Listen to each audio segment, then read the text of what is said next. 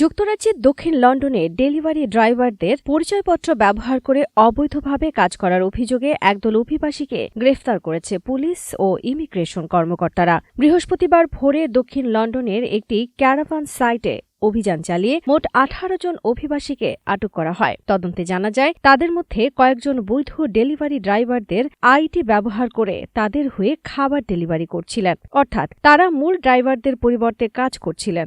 যদিও যুক্তরাজ্যে কাজ করার কোনো বৈধ অনুমতি তাদের কাছে ছিল না। গ্রেফতার হওয়া ব্যক্তিদের মধ্যে 9 জন নারী ও 9 জন পুরুষ রয়েছেন। তারা ব্রাজিল, পোল্যান্ড এবং চেক প্রজাতন্ত্রের নাগরিক। তাদের বিরুদ্ধে যুক্তরাজ্যে ভিসার মেয়াদ শেষ হওয়ার পরও অবস্থান করা এবং অবৈধভাবে কাজ করার অভিযোগ আনা হয়েছে। গ্রেফতারদের মধ্যে 8 জনকে যুক্তরাজ্য থেকে বহিষ্কারের প্রক্রিয়ার জন্য আটক রাখা হয়েছে।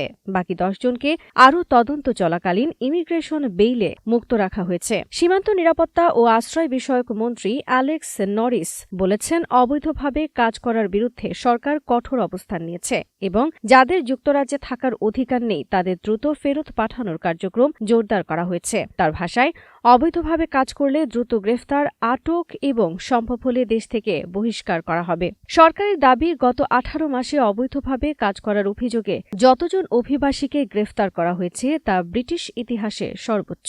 এই সময় ইমিগ্রেশন এনফোর্সমেন্ট কর্মকর্তারা বিভিন্ন ব্যবসা প্রতিষ্ঠানে 17,400টিরও বেশি অভিযান পরিচালনা করেছেন। এর মধ্যে নরসুন্দর দোকান, কার ওয়াশ, নেইল বার এবং টেক অ্যাওয়ে রেস্টুরেন্ট সহ নানা প্রতিষ্ঠান রয়েছে। এর আগের 18 মাসে যেখানে অভিযান ছিল প্রায় 9,900টি, সেখানে এবার তা বেড়েছে 77%।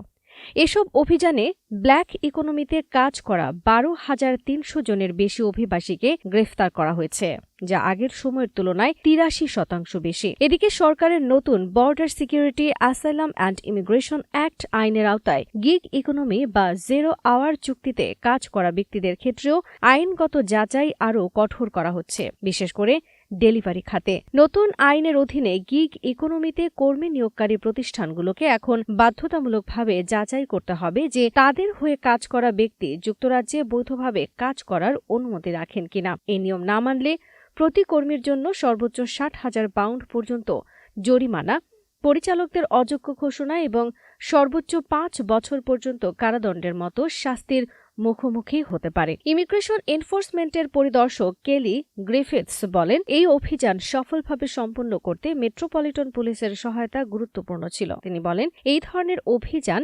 অবৈধভাবে কাজের সঙ্গে জড়িতদের জন্য একটি স্পষ্ট বার্তা, আইনের কঠোর ব্যবস্থা তাদের মোকাবেলা করতে হবে। কিছু বাংলাদেশি প্রবাসী মনে করেন, ডেলিভারি খাতে আইডি ব্যবহার করে অন্যের হয়ে কাজ করার ঘটনা নতুন নয়। অনেক সময় আর্থিক চাপে পড়ে বা কাজের সুযোগের অভাবে কিছু মানুষ এই পথ বেছে নেন। তবে তারা বলছেন, এতে বড় ধরনের ঝুঁকি থাকে, কারণ ধরা পড়লে গ্রেফতার, জরিমানা, এমনকি দেশ থেকে বহিষ্কারের মতো পরিণতি হতে পারে।